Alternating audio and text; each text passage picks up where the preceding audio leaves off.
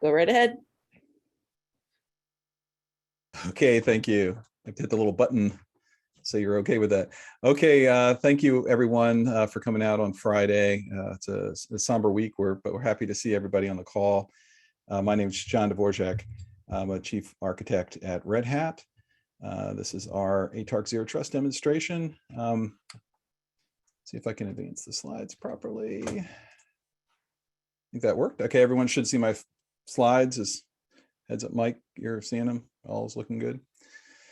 Okay, well, so today on our agenda, we're starting with an introduction to Red Hat and our open source model. We'll try to be as brief as we can so we can get to the demo.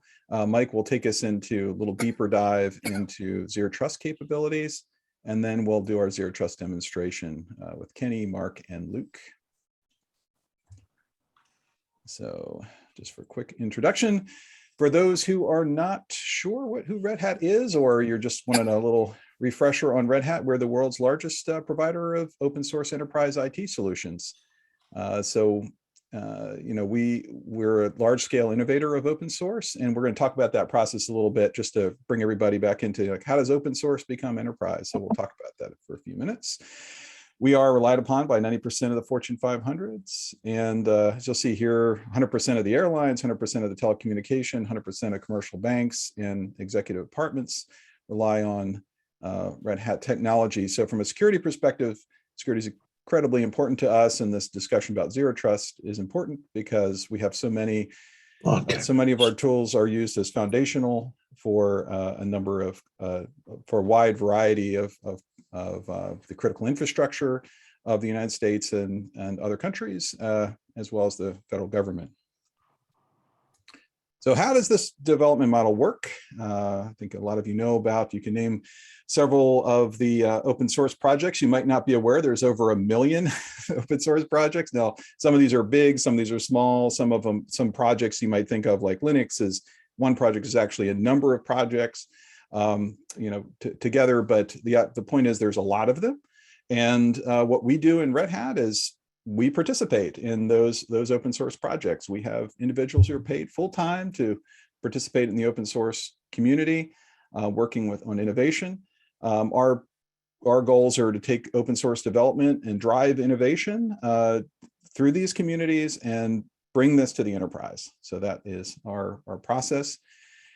That integration process is actually highly disciplined. It's not sort of stitching together a bunch of random open source projects.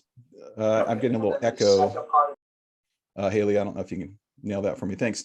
Yeah, I'm working on it. Sorry. No problem. So, but it's a disciplined process, and sort of what we're looking to do with those open source projects is to bring simplicity to deployment and a robustness to the management process. And this works all the way down to, we see on the right side of this model, the stabilization, where we commercialize those projects. So we know about Linux, for example, on the left side, participating in that process. That becomes, that's our side, Fedora, which then leads into the RHEL environment. So that is, that's in a nutshell how that process works. Now, it's really important to understand by the time we get to the right side, where Red Hat comes in through our subscriptions, is we're providing a partner ecosystem on these products. We've got long-term support, maintenance, training, quality assurance, documentation, all that built in. So it's very much transformed from from the left side to the right side. And takeaway here is that security built in from the start. It's incredibly important, and therefore we are injecting as best we can Zero Trust concepts and architectures all the way to the left in the participation part of the projects. So everyone can take advantage of those improvements. And then, of course, as we bring it to the right and start stabilization, we're ensuring that that Zero Trust and security are built in. So this is what our products look like once they've gone through this process. You'll see names on here. Many of you probably, oh, I already know Red Hat does that, but then it's just a reminder. Our big products like Red Hat Enterprise Linux, we've been known for that for 20 years. There's the Ansible automation platform. We participate very strongly with OpenStack, and we have our own OpenStack enterprise version. And then there's the various other products here from virtualization and products like Satellite. So, and you can see, you can look at these slides afterwards to kind of figure out the path. Oh, what was it before it became the Red Hat product? This visualization here is just to kind of, this is how we bring it all together. This is how we internally view all of our products fitting together in the model. And you'll see there's kind of like in the center here, a red, I don't know if my cursor shows up, probably may or may not. There's sort of the red block in the middle. It's everything from Enterprise Linux up to Openshift, and that's our hybrid cloud infrastructure. Above that, from Openshift up to Code Ready, and all of our runtimes, that is our cloud native development environment for building robust cloud native software. And then to the left side, you'll see sort of the list of all of our IT automation and management tools that are really critical. And we're going to touch on some of these as we move on. So if you have this reference when we're doing our demonstration, if you pull up our presentation from the link, you can see, kind of, where these fit in when we talk about them. It's really important, again, we're just to re-emphasize security and zero trust from the start. These products, everything for us, the foundation is Red Hat Enterprise Linux. So it's very important for us to build a very stable environment. All the modernization and IT transformation that we look to help customers achieve, if you peel it back, it's built on this foundation of Red Hat Enterprise Linux. Okay, and with that, what we're going to do is dive a little deeper into each of the products and product lines, and kind of talk to you about a little bit what's the zero trust flavor of those products, and kind of where our key focus is. So with that, I'm going to turn it over to Mike Epley. Yeah, thanks, John. I appreciate that introduction and that 30,000-foot view of our entire portfolio. I want to take a few moments just to highlight some of the parts of our portfolio that we may not get to today. We're going to be looking only at some specific pieces of that. And perhaps naturally, I'm going to start with Red Hat Enterprise Linux, which is the foundation for a lot of the Red Hat portfolio that John just kind of looked at, and including for many of our zero trust capabilities. Red Hat Enterprise Linux is, of course, one of the most trusted operating systems due to the kind of very real capabilities it provides with respect to enterprise security. And it's the foundation, like I said, for a lot of our enterprise zero trust capabilities and implementing zero trust strategies and architectures. RHEL, of course, allows enterprise to start with, in the zero trust sense, that default deny all position. It's got that strong default hardening and capabilities to harden the platform across a lot of different types of compute assets, including hosts, devices, and networks. And it does that with built-in SE Linux, as you see in this graphic here, other cryptographic services like FIPS validated modules, and many other features like pluggable access modules. It also, and we'll see this as a critical element in our cloud portfolio and cloud management platform, Openshift, process isolation through the use of Linux containers that allows our platform to provide application level microsegmentation for each host. And that is going to be how we're going to provide that default deny all for those applications. And then we layer on those additional capabilities. And around identity in particular, we see cryptographic-based attestations for the hardware and for your network and other infrastructure devices and applications enabled through the RHEL platform. And then the platform itself also allows you to minimize privileges in the attack surface through creation of specialized derivatives. We've actually created our own derivative specifically for containers and container optimized use cases called Red Hat Core OS. And we also now ship something called Image Builder that allows you to create custom variants that, again, reduce that attack surface and minimize privileges for the operating system. And there's plenty of other security features as well that I won't have time to dive into. John, next slide, please. The other big part of our portfolio we won't get to today is Ansible. It's a generic system management and automation platform. And that provides a lot of out-of-the-box capabilities for implementing zero trust capabilities and maturities in lots of different types of infrastructures. It allows us to inventory our systems and really know your environment. And it can do that through a bunch of different means, including automatically scanning or hooking into your inventory systems today, as well as in taking those inventories and applying controls to those assets. And it does that by providing a single point of access and control for scripting and system management that can then be RBAC'd, logged, and audited. And that automation can then be used to apply zero trust access controls or security controls generally to harden your defenses. And we've seen that this platform has become increasingly used for implementing other zero trust systems and tools, like, for example, zero trust network access, where we've seen our partners in our ecosystem using the capabilities of Ansible to automate things like management of network devices, firewalls, or Cisco or Juniper switches and routers to make sure that their network defenses and their privileges and accesses are minimized. John, next slide, please. So also going to highlight Openshift. I've mentioned that already, and we will spend a little bit more time later in this discussion around this Openshift with our next speaker here. But just briefly, it's our premier container-based DevSecOps platform. But it also has a lot of zero trust capabilities inherent in its design. I'm going to start by mentioning Red Hat Core OS, which I've already alluded to already. It's a derivative of our RHEL operating system. And again, it's designed to minimize that attack surface and optimize for containers. For example, it relies on minimal standing privileges. In fact, it's a standard recommendation of ours to delete the installation SSH keys from the platform and only manage the underlying operating system through the API it presents to Openshift. It's also designed around the concept of controlled immutability. It requires atomic updates for patching and updates to the platform itself. That again can be audited and rolled back or rolled forward as necessary, and makes heavy use of read-only file systems to prevent mutating the file systems in an uncontrolled fashion. Of course, Openshift, while based in Kubernetes, isn't just Kubernetes. Red Hat's spent a lot of engineering effort to build useful abstractions and useful tailoring of that Kubernetes platform. For example, we provide a rich set of RBAC controls that allow really fine-grained access controls to be implemented for the platform. And we hook into that platform already RBAC rules, controls, roles, controls, verbs, and other tools into that to allow separation of administrative policy, security, and other governance functions between developers, applications, and administrators.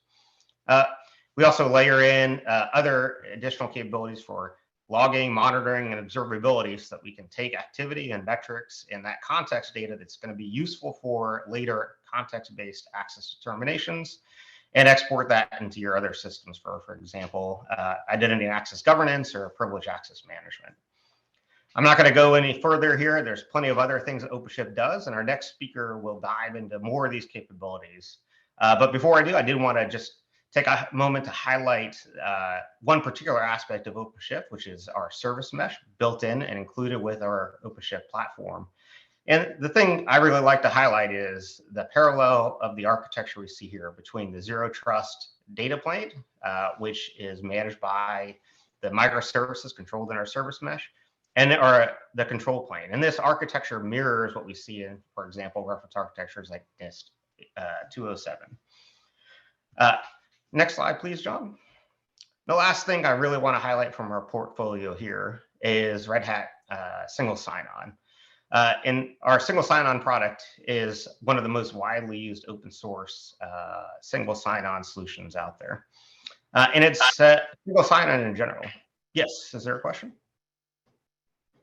All right. Single sign-on is crucial to unifying access control and access decisions across an enterprise, which is why we see single sign-on appearing in many of our early maturity models as an important capability. Red Hat SSO, of course, also bakes in a lot of capabilities around provisioning and deprovisioning access controls, implementing user access and MFA, as well as a little known feature or less well-known feature that includes a full-fledged business rule engine into the platform, which allows you as a user to customize ABAC, RBAC, UBAC, and other access control policies and implementations, and connect that to those decisions to your IDM backend services and incorporate contextual information into those access controls. And the entire platform exports rich auditing information like we see for Openshift for later context use. Next slide, please, John. So as we see, Red Hat has a wealth of zero trust capabilities already inherent in its platform. Unfortunately for today, we have just time to highlight a few in our demos. For example, Openshift's network segmentation, its built-in software-defined network, or some of the capabilities of SSO that we just discussed. But we'll also have time today to look at some of our other technologies I didn't have a chance to mention yet. Red Hat's Advanced Cluster Manager and Advanced Cluster Security, which provide policy-based governance for our Red Hat product and portfolio. And I look forward to following up at if anyone has any interest in some of these other capabilities and pillars within that ATAR capability model at a later time, please feel free to reach out to us for that. But now I'd like to turn the floor over to our next speaker, Kenny Peeples. Kenny, take it away. Awesome, thank you, Mike. Let me go ahead and if you can stop sharing, John, I should be able to take over. And let's see. Roger that. Thank you.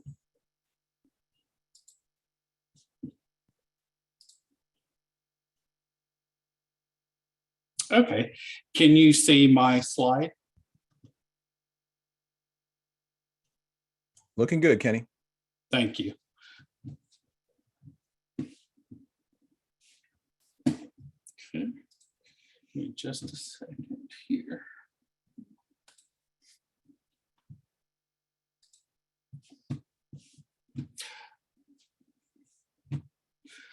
Okay, awesome. So let me get to the right screen. I'm gonna stop my video here so I'm not distracted. All right, thanks Mike and John, terrific kickoff for the Zero Trust demo. So I'm Kenny Peeples, I'm a Red Hat cybersecurity architect.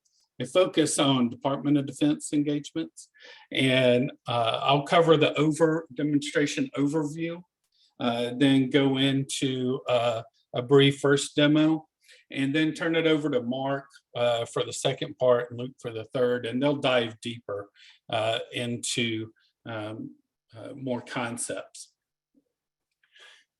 So the focus areas we want to highlight, we want to show the art of the possible with our technology.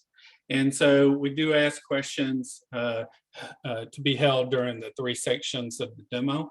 And as Mike mentioned, we'll enjoy meeting with folks in the future for deeper dives into the highlighted technology, plus additional technologies that we don't cover today.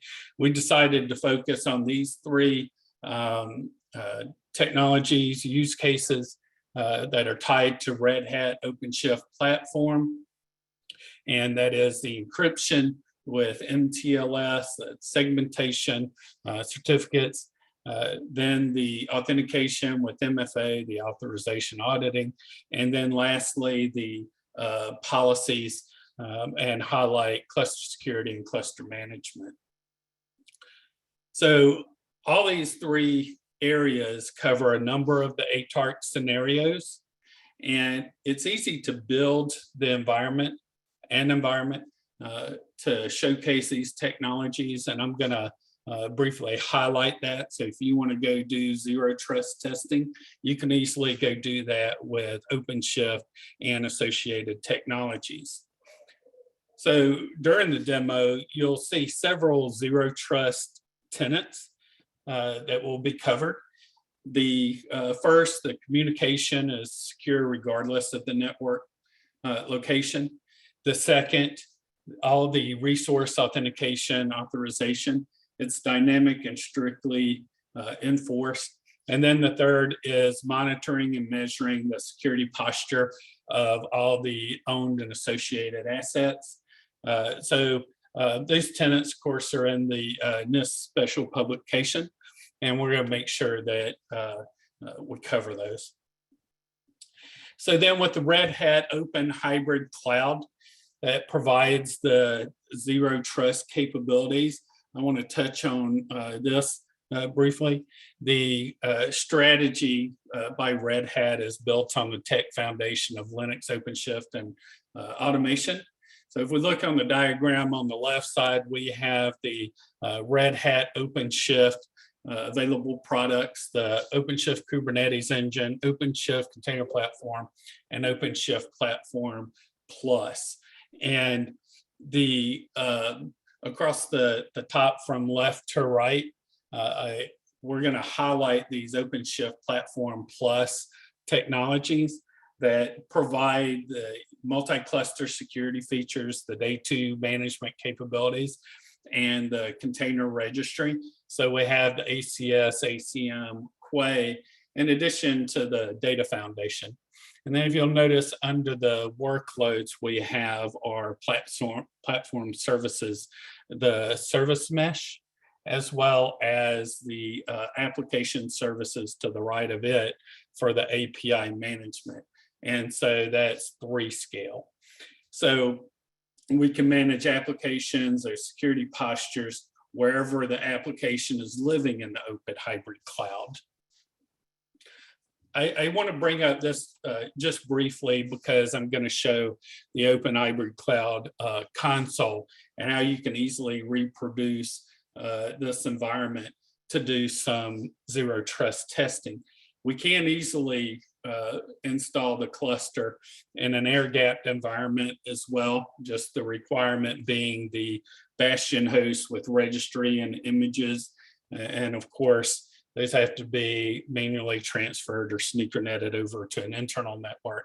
But it's still easy to reproduce this environment in air-gapped settings as well. So our first focus area, let's talk the encryption certificates. And then, like I said, Mark and Luke are going to dive deeper as they run through their demos. So in order to ensure this secure data in transit, we're going to highlight OpenShift Service Mesh. So I'm just going to touch on it briefly while Luke and Mark dive deeper. But the MTLS, we want to make sure we have the encryption for service-to-service communication, achieve the non-repudiation, and we want to make sure that all parties in a request have valid certs that trust each other. And so we can reduce man-in-the-middle attacks, and the service mesh handles the process of the certificate generation, distribution, automatic rotation. And that is the centralized policy management and networking rules, which can be enforced at runtime as well. So the rules can allow, deny, list, access to services, enforce the rate limiting traffic, do the redirect request. And when service mesh is deployed in OpenShift, by default, it is a multi-tenant setup of the mesh. So you have isolated projects.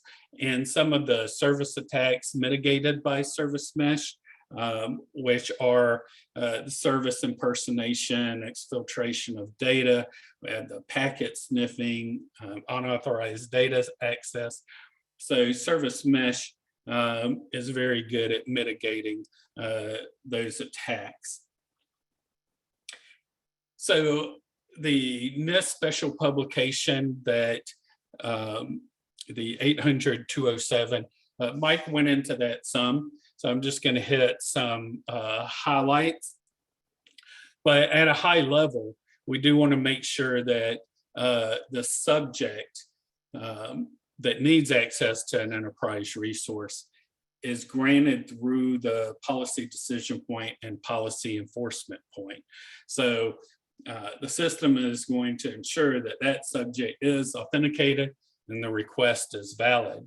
So with the zero trust networking aspects, what we see from this diagram Of course, all the aspects are important, but two, we can see immediately from this diagram is that all the resources have to go through the PEP, and then the data plane and control plane are logically separated. So the enterprise resources shouldn't be accessible without going through that PEP, which is highlighted with the untrusted and trusted there. And so what we're going to do with service mesh, we're going to control traffic ingress into the Openshift service mesh. We're going to control traffic between services, and we're going to control traffic out or egress. So this is handling the north and southbound traffic, as well as the east-west traffic. So one of the things I want to highlight here on the right-hand side, looking at that graphic, we have the API gateways in general, and we have two ways we can do this: the service mesh ingress gateway or the add-on 3 scale. And so some ask, why do we have both? Well, there's additional functionality there for 3 scale. Makes it easy to manage those APIs. And then, of course, down at the bottom with our east-west traffic, we have our service mesh to handle service to service. So one of the things that I want to highlight while we're here is in the OMB released memo in January, the encryption was called out as one of the action items. And so the action item was agencies must enforce that HTTPS for all web and API traffic. So that vision is around the agencies encrypting all HTTP traffic. Can someone go on mute for me? Thank you. And so we want to make sure the agencies can execute that plan to break down the perimeters into isolated environments. So all of that is a Red Hat service mesh, is Openshift service mesh, is a perfect way to do that. And looking at the left-hand diagram, Mike went into this some, and so we'll won't dive into it other than to say we have the data plane with the proxy, so the enforcement points that are the sidecars, and then we have the control plane with the services that handle the discovery, configuration, and certificates, as we've mentioned. So let's go briefly into this first demo. I wanted to show two things here. One is we can have a simple example of a router and 2 services that are on a data plane. So this would not be zero trust, right? We don't have the logical separation. We're not encrypting traffic. We just have the services out there that are incoming, go through the router, front-end service, back-end service, and hit an external API. So then we add the next step of improved security posture by tying in service mesh with the sidecars. So when it comes in through the router, it's going to go through the sidecars on the control plane to hit the outside API, or I should say the control plane is handling those sidecars. So with the last step that I want to show, we have our ingress gateway. So on the left-hand side, we have a example CA with a great partner cert, and we're going to add those into Openshift. And then we have, of course, a bad pirate CA with a bad partner cert. And in addition to those client certs being checked, we have MTLS enabled across the service mesh. And we have the mutual TLS mode set to strict. So a TLS client cert has to be presented. So let's jump over to a quick demo here. The first thing that I want to show is the Open Hybrid Cloud. I really like what's been done in here. So I've signed on. I'm going to look at Openshift. And I can create a cluster. Of course, I can do that on the managed services or run it ourselves. For cloud, I can deploy into the data center. But if I look at the assisted installed clusters, you can see I have my ZT cluster. So if I were to create that assisted cluster, I can add my name and domain. But you'll see here, I have an install single node Openshift. So I can easily create a USB drive, plug it into laptop server, whatever is available with the right resources. And I can easily restart the server and have the single node Openshift installed. Then I have an easy environment that's been installed, like my Zero Trust cluster here. And I can, you'll see it has a web console. I can go over to my console and I can look at installed operators. And if I look at all projects, I can see I have ACS, Elastic, Distributed Chasing, Kiali, GitOps, the ACS single sign-on service mesh. So my point here is I can go into Open Hybrid Cloud. I can create a quick environment. I can add my operators just like we're going to show here. And I have a Zero Trust opportunity for testing this environment and doing the same things that we are doing here. So we have the Zero Trust capabilities, right? So let's go over to my repo. Just want to show a couple of things here.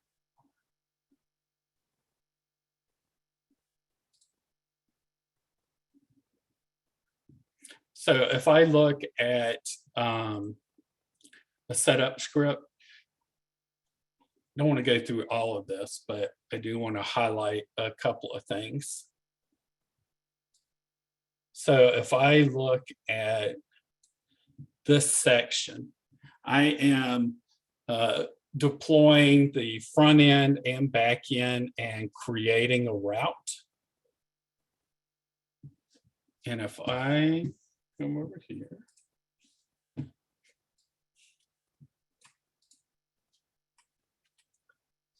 and I look at the simple data plane,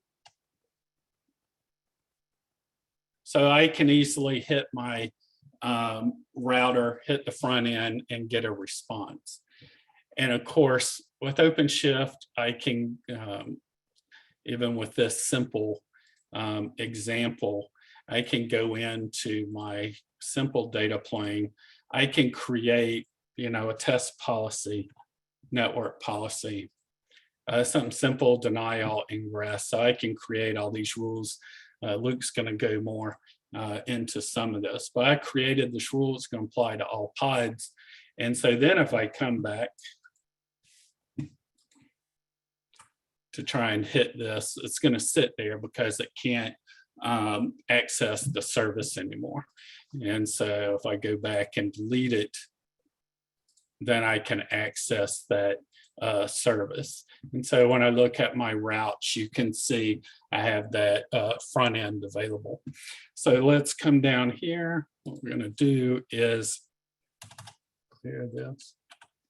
So I already ran these scripts due to time. And so on this other script I have for a use case, this between setup, I'm just going to highlight a couple of things in the script on how easy it is. I created the, let's go back up here. So of course I logged in at command line, but I created the control plane. I created the data plane.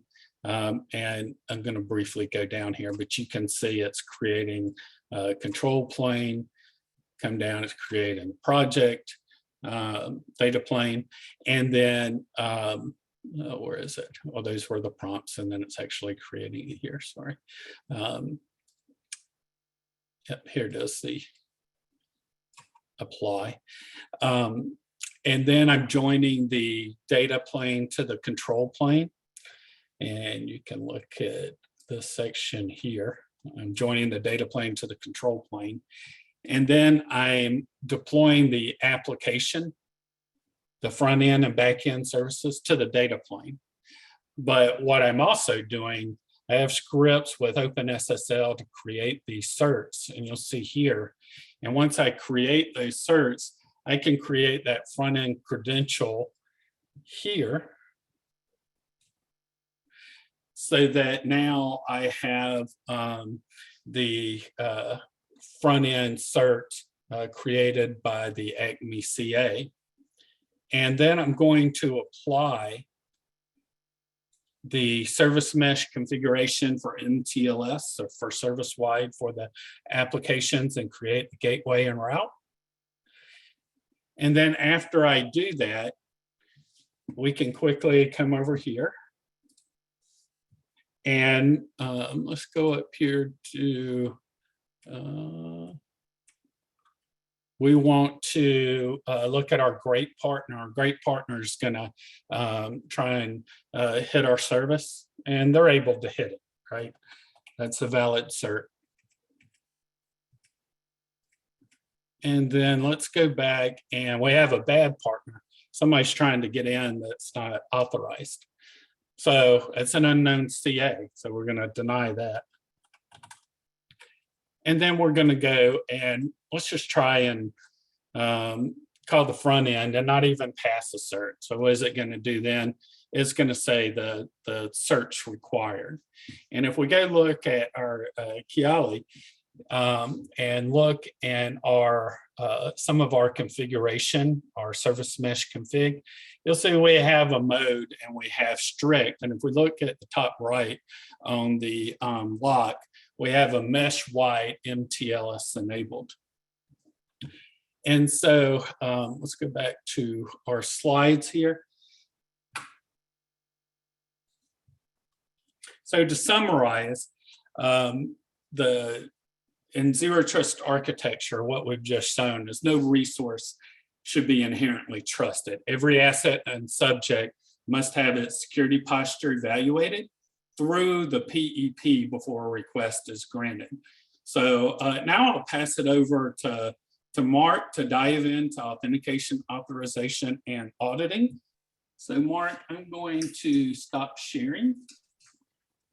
And you should be able to take over. I'll once you share, I can let you know whether I see it or not.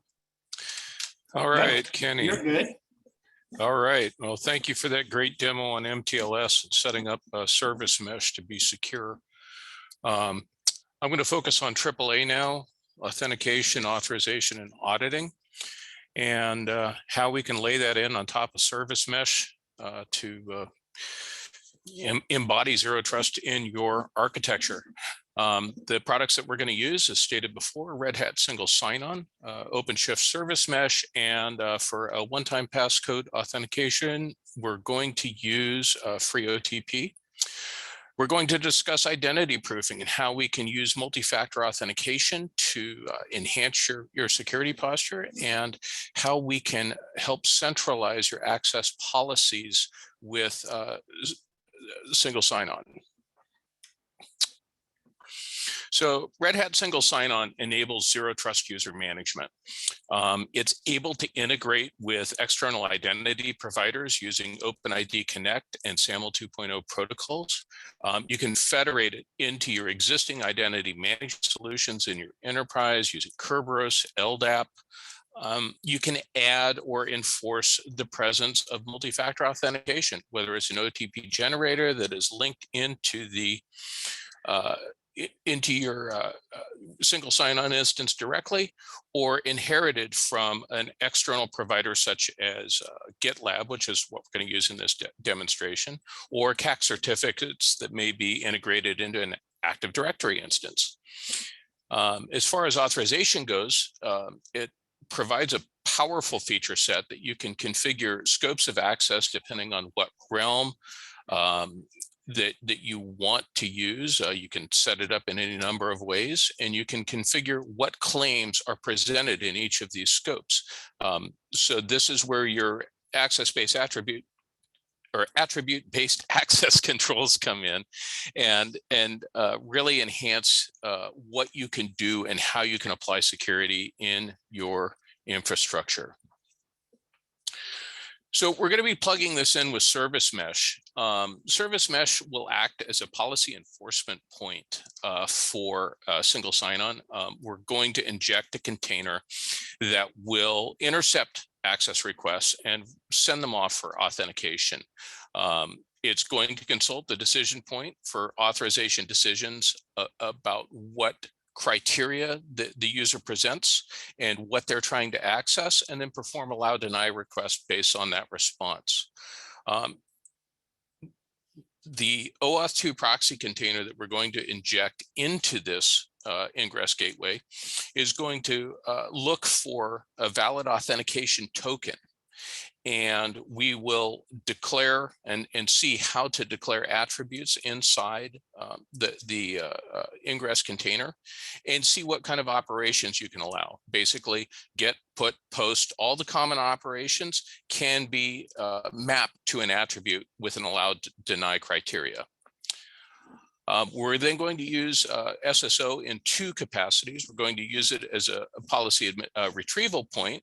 So as we go out to GitLab to authenticate a user, we will be acting in a retrieval capacity and get the scopes and claims for the user from GitLab. And we can use it as a policy administration point. So for a local user account that may be a developer somewhere that is a strictly internal user, we'll be able to enforce one-time pass access to it. And of course, define scopes and contexts that are relevant.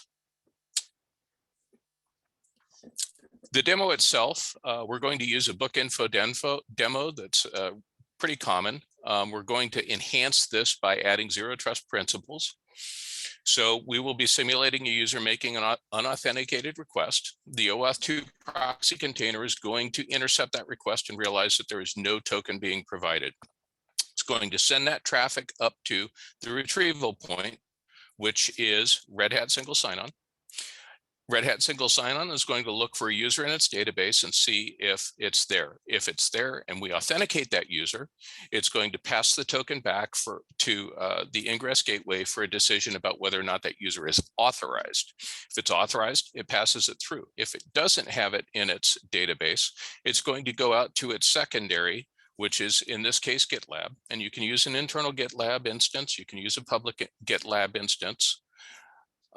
It's going to let GitLab authenticate that user and then bring that token back, validate that token, pass it on to Ingress Gateway for its authorization decision.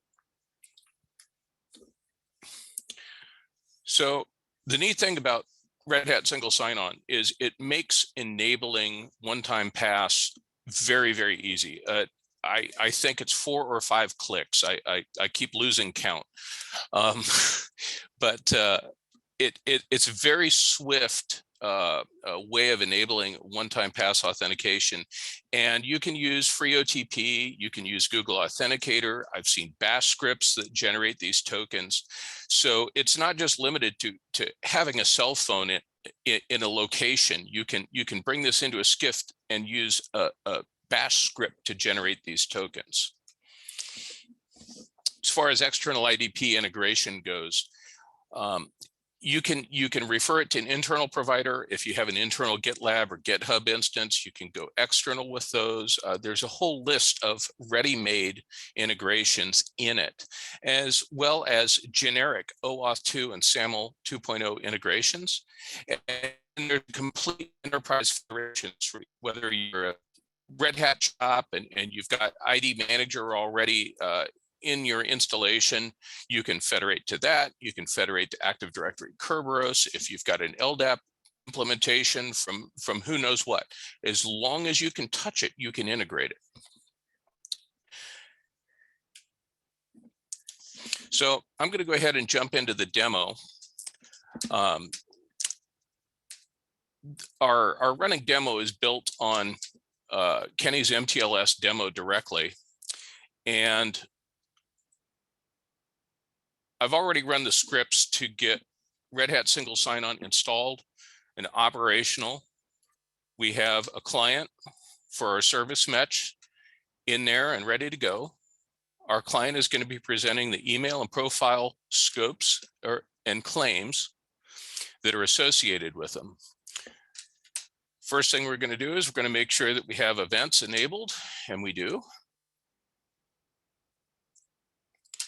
We're going to go in and we're going to enable one-time passcode authentication and require it as an action. And we're going to go in and we're going to find our only existing user here, and we're going to enforce one-time pass generation on that user. Next thing we're going to do is we're going to go in and configure GitLab as an identity provider. And you can see the list of things that you can connect to right out of the box. And we're going to take this redirect URI and head over to our group applications here. Make sure that that's set. And we're going to select the scopes that we want our user to be presented with and save that application. From there, it's just a simple matter of going back, copying your application ID, copying your secret,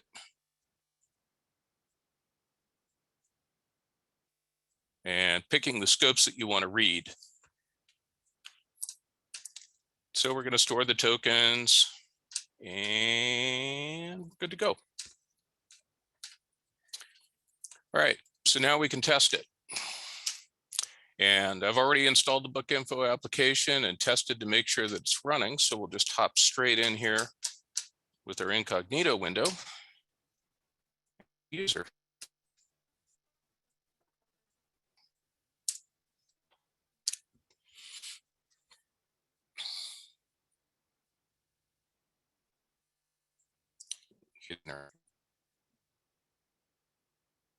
There we go.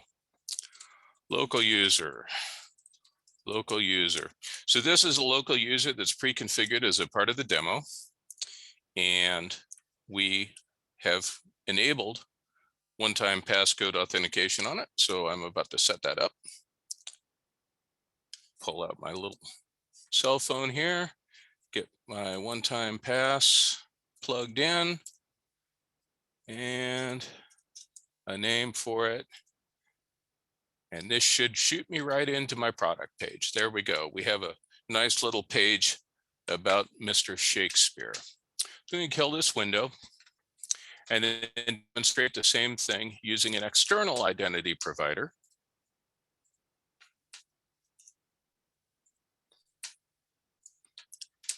And of course, I've already enabled multi-factor authentication on my GitLab account.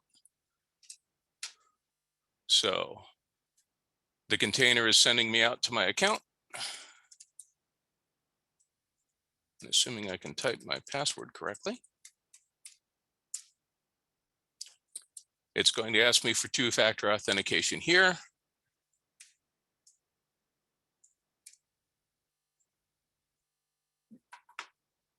Ask me for an authorization. Of course, the lab wants its own because we enforced it for all users.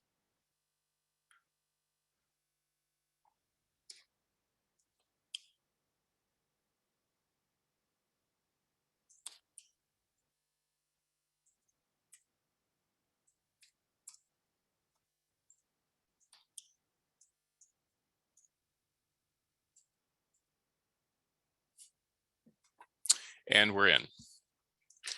So that is two ways of doing one-time pass multi-factor authentication into a container. Now we're going to show you how to revoke that access.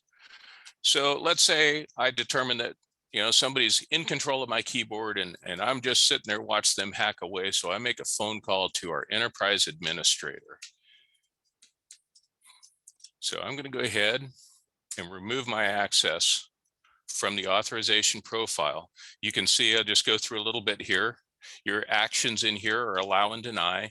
And then you can determine what claims you look at and where you look at them from to make a decision about whether a person is authorized or not. So I'm going to remove my access and reload a couple of times, and then I get RBAC access denied.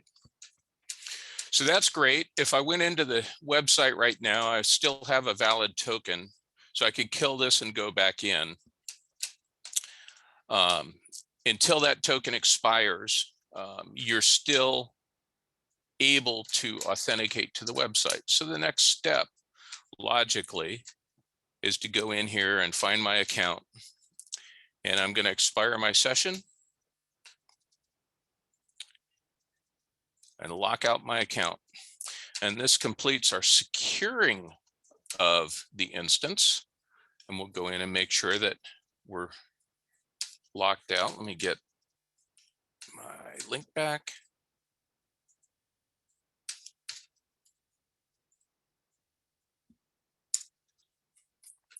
And of course, I'm going to go in and try and use my GitLab to authenticate.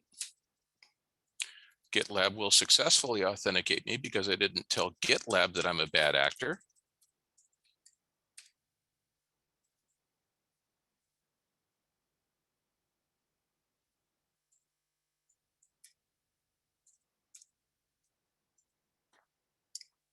And now my account is disabled.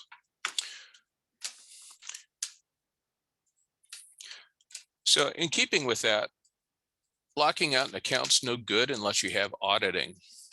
And all of the logs that we enabled go out through standard out to the cluster into the service mesh and can be gotten from logs. You can see that my login has been denied in here. You can go in and pull logs on the pods to see standard access denials from OAuth, which look like any other web service out there. You can see all the endpoints that were requested, all of the endpoints that were accessed, and the type of get, put, post activity that was executed on those endpoints. So there's a strong ability to go in there and identify what resources were accessed. So at this point, I'd like to go ahead and just cover that we've shown a very basic demo on centralizing authentication management, that you can integrate it with your existing identity management solutions. Plug it into your enterprise, it'll run. We've shown how to enable multi-factor authentication in 2 separate forms, and shown attribute-based access enforcement. So at this point, I'd like to hand it off to Luke, who is going to show you governance and configuration as code. Thank you very much. All right, thank you. Let me figure out how to stop share. There we go. All right. Yours. Thank you, Mark. That was great. Let me get the share going.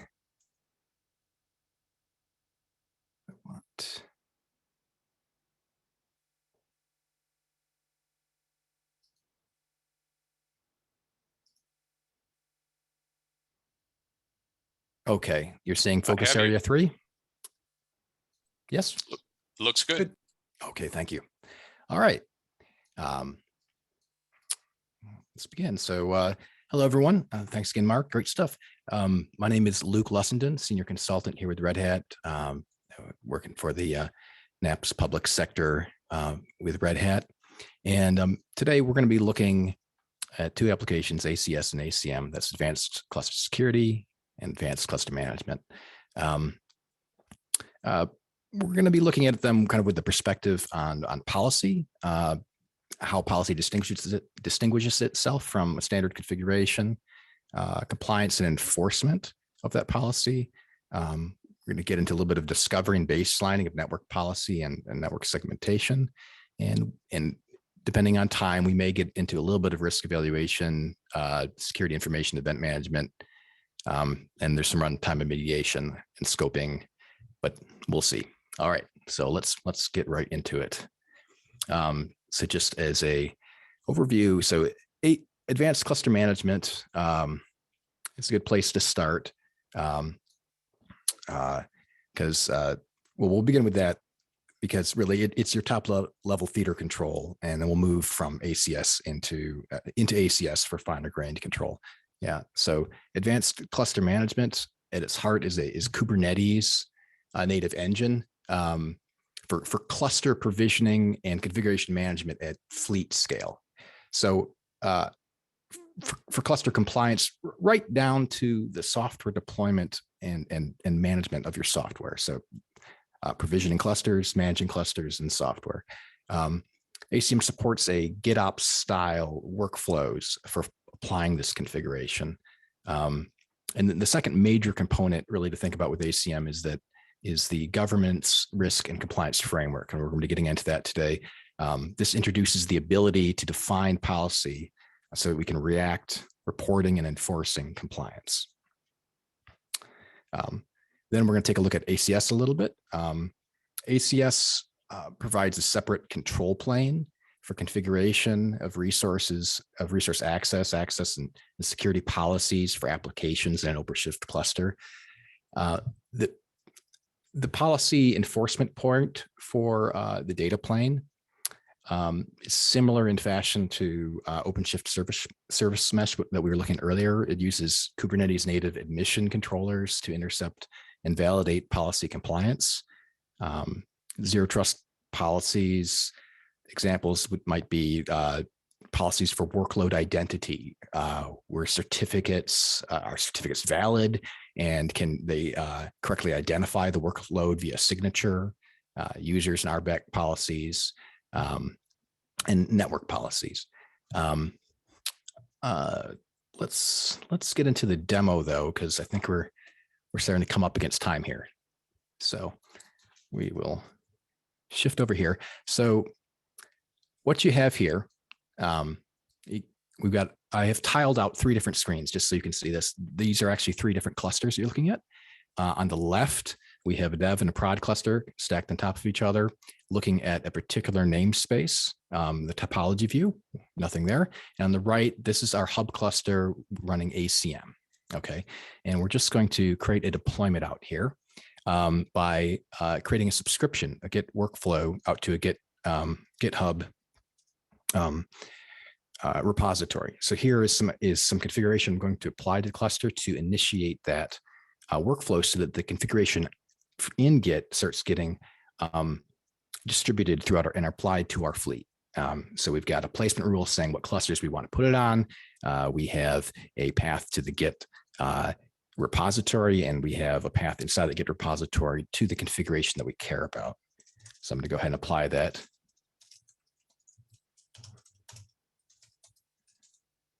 Oh. Okay.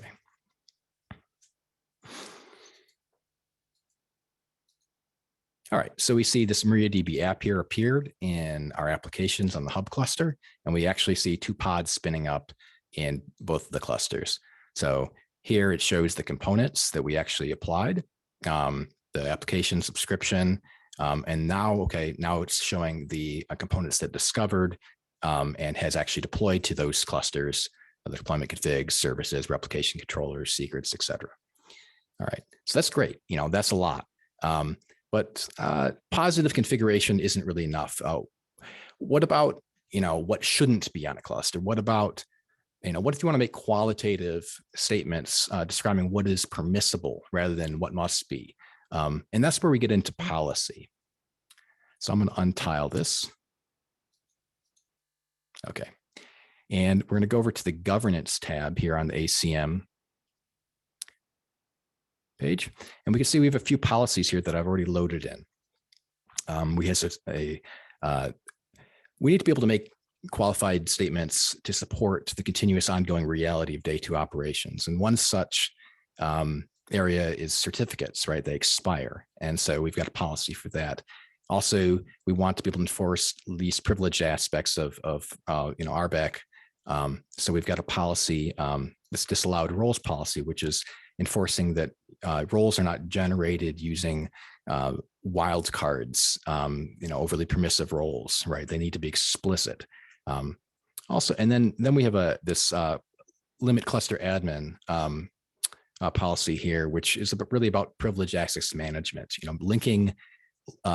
Linking ourselves to that single identity platform and authorization provider, because what we want in this cluster is hooked up to IDM for that, and we want IDM, the roles and groups we're managing there, to be enforcing what is the cluster admin access on this cluster. We don't want to be shoehorning in cluster admin sideways by also assigning those users directly on the various clusters. So we're going to force that across the clusters so that's all centrally managed.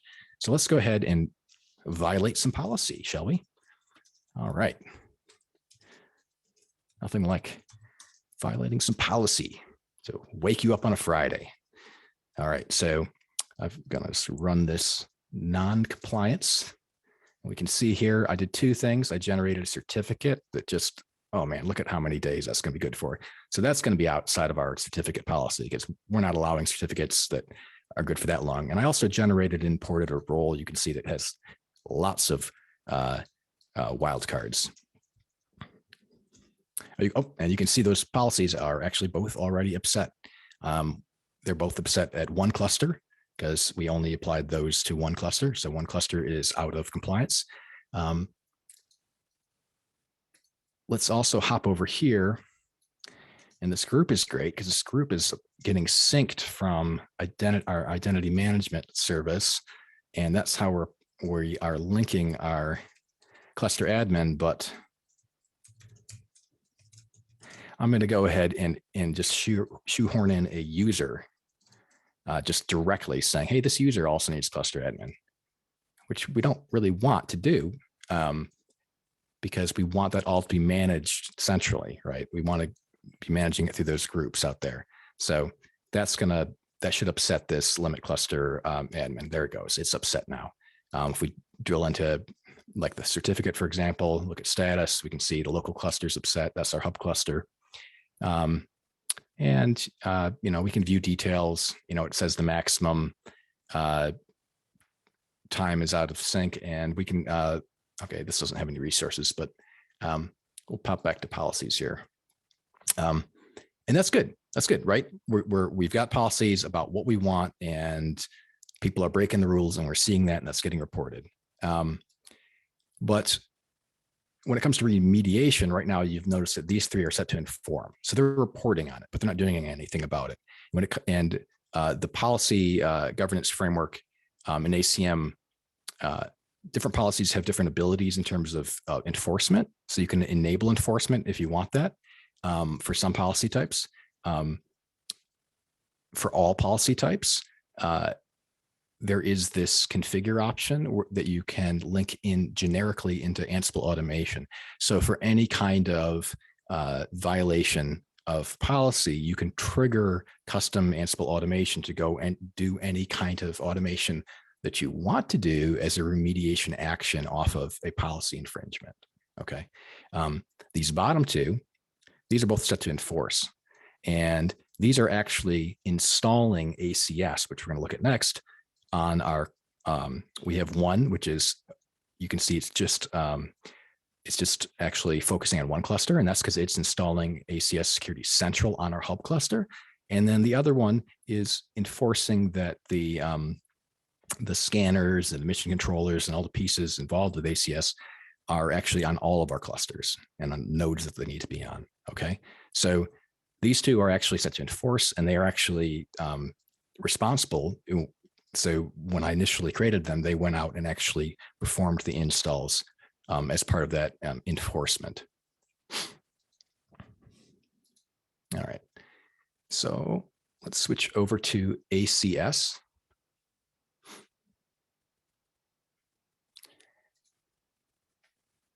Oh, and I should mention the policies that we demoed, they're all out of the box, community collection available on GitHub. They can be And they can be applied using the same GitOps workflow that we demonstrated earlier with that MariaDB application. meaning you can externalize, your policy can be externalized and subject to the same standard review and release control scrutiny. So that's important. That's important. So here, this is the advanced cluster security view, and we've got dashboards, right? Lots of visibility and analytics. To the UI, we have a risk view that prioritizes things to look at based on risk scores. A vulnerability management section where if we had less, in here is admin right now, but if you had less privileged users in here, they could put in requests for acceptance of certain vulnerabilities that came up so that we could, as admins, approve them. So this is where you do that kind of working. But let's jump into the network graph here. Okay. So here we see that MariaDB demo app. Okay. We're currently looking at the dev test cluster. We can jump around. Here's the actual hub cluster with ACM. We'll go back to dev test. And what you see up here under the network policy simulator, we can actually look at what's going on in this cluster, and we can generate and simulate policies. Okay, so we just generated policies based. So what we did right now, let me back up.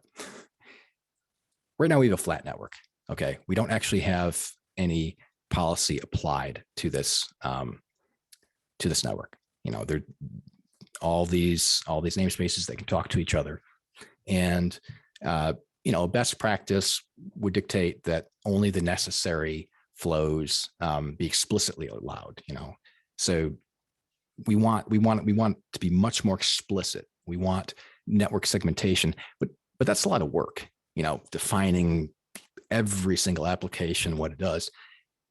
What the simulator allows you to do is look at network activity over given ranges of time, last hour, last day, however you want to look, and generate a policy based on that. So you get a baseline policy, print it out as YAML here, and we can take that, and we can even feed this back. We can apply it. We can just straight up apply it right here, but we can also feed that back into the developer workflow so that various namespaces, various application owners can then take ownership of the policy they need for their application, and they can grow that as needed, right? They can manage it going forward. So that's a really important capability here. Let's go into violations, okay? And I want to look for an application I know was put on my cluster here. It was just kind of deployed recently. There it is, random wiki. Okay, so here we have an example application, and we see some of the findings that came up. We've got one high here. All right, this looks like it's a fixable. The real problem is that they're using an old container, and we have resolutions for that, the upgrade paths. And if they were using the ACS scanning utilities, you know, we could have caught this much sooner, but for whatever reason, this was just deployed on our cluster without any kind of proper pedigree. So that made it through. What else?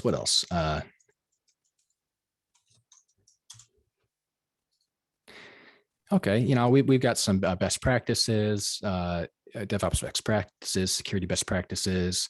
But there's this package manager execution. Now that's really weird. What's going on with that? So it looks like we've detected, because, oh, apologize for that. What you'll notice with these policies is that they run at different life cycles. There's build, deploy, and runtime. And this package manager execution is a runtime policy. So this is detected. You know, we want to scan our images. We want to look at the configuration when we deploy them, but we're also monitoring at runtime what is going on. And here we've detected that this container at runtime is attempting to use a package manager. Okay, that's kind of fishy. I don't really know about that. Let's jump over here. Just a heads up, Luke, you have about 5 minutes. Thank you very much. Yep. We're going to try and wrap up here. Here's that application. Maybe we'll take a look at that pod there, jump in the terminal. Look at that background script. That looks interesting. Okay, actually, there it is. DNF, info, wget. So that's not really, it's not really doing anything useful. I'm actually confused why that's there. But it's both unnecessary and almost like they're testing me. So I don't like that at all. I'm going to go back, and as administrator out here, I'm going to look down at my system policies, and I'm going to look for, there it is, Red Hat Package Manager Execution.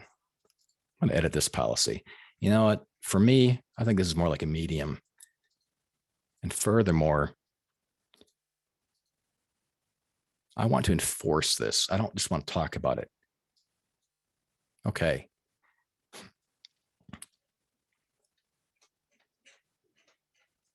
So we said it's a medium.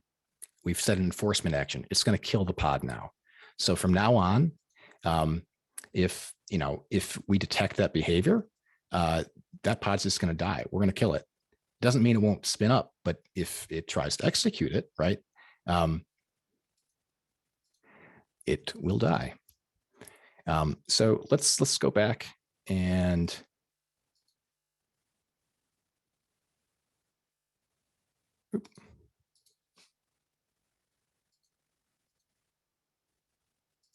actually, okay, right there, it has disappeared. And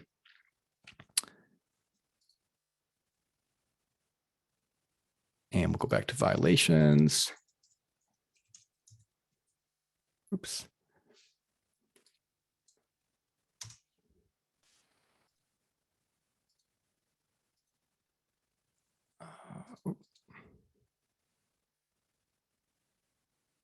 Sorry, things are getting my way. But back to violations, and we'll look for random wiki again. Now, I want you to notice this other thing. We have this this other high that's popped up right here. This wasn't here before. What is this? Exec into pod. So you remember a minute ago when we went over it and took a look at that running application, we actually went into a terminal. We went into it. So this here is an example of security information event management, where we're being alerted to very specific types of actions. Another similar action might be actually cracking open and exposing and looking at secrets. So some user went and actually got on a pod. It was me, but we're highlighting that as a high risk, because you need to look at that. You need to say, okay, why were users actually getting into running containers? What was going on there? Was there a real reason? Now, as admin, I can look at this. We can talk about it with the team, and we can. So for this one, I can say, hey, that's resolved. That wasn't an issue. It happened. We're going to have to cut you, okay, buddy. We only have 30 seconds. All right. Sorry. So we'll wrap sorry. Up. Yep. No problem. And okay. Yeah. So real quick, just to wrap. Thank you all for having us here today, and stick around for our BlackBerry presentation. If you want to reach out to us, this goes right to the folks here on the call, zerotrust@redhat.com. Love to continue the conversation or explore further with you. So that's it. I mean, thanks team for the presentation. Thanks Haley for having us. Yeah, that was awesome. Appreciate it. Stop.